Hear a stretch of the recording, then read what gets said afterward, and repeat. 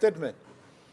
Recently, a section of church leaders and a section of diplomats went public and asked the Inspector General of Police not to stop anyone who wanted to come to town to protest. It is now clear that there was no protest. It was chaos, anarchy. Parliament was being targeted and State House was being targeted. Those who planned this chaos had a very premeditated plan. They shared that plan, including online, and the plan was to take the symbols of authority and democracy, our symbols of democracy in the Republic, which is Parliament and State House, to make sure that they show that they have achieved some sort of a regime change. So this is nothing to do with protests. This is nothing to do with freedom of expression. It was an unconstitutional attempt to change the regime of this republic. And this is therefore, yesterday what the police did to foil was they were able to foil an attempted coup. Our security agencies exercised remarkable restraint amid extreme provocation. I want to say this to the brave officers injured while protecting Kenyans' property, key installations, including Parliament, Judiciary, and State House, against rioters and no doubt hired thugs. We feel your pain and sacrifice that embody the truest expression of patriotism. It is now urgent for us as a nation.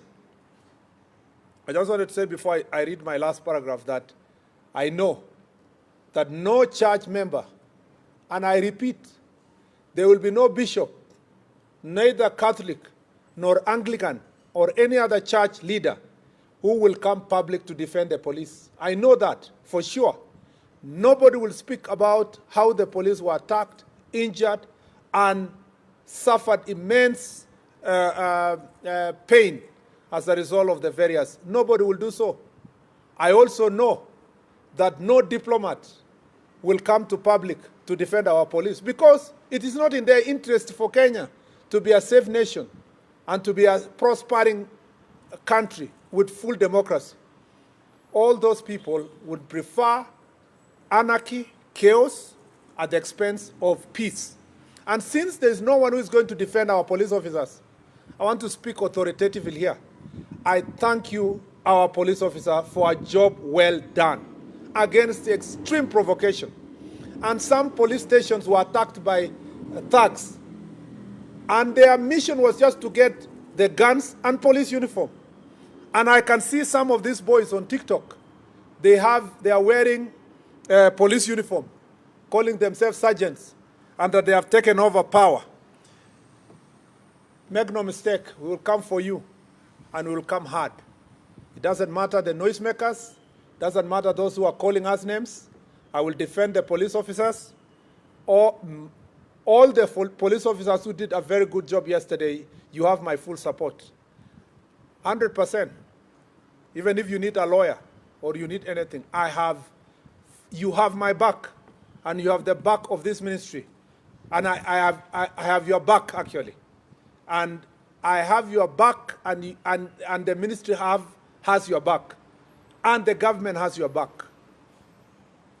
If you are a police officer and you are being threatened with some character saying that you committed any excesses, there is no police officer who committed any excess yesterday. Police officers foiled a coup, and they deserve our defense. They don't carry guns as toys. When you threaten a police officer, you want to kill them. When you target an armory in a police station, when you steal guns, when you ban guns, when you ban a police station, you want us to celebrate you and bring you a birthday cake. We must be serious as a country. And as long as I have this responsibility, a policy responsibility of speaking on behalf of our police officers, we must defend them, because it is now clear the coup plotters are not sleeping. And while they were going around campaigning against policemen for the last 3 weeks, their campaign was not a genuine campaign for the reform of police officers. They wanted to sufficiently scare us and scare the police officers so that they can have a free passage to commit the crimes that we saw yesterday. If it was not for the police officers, we would not be having this country today. We would not be sitting here.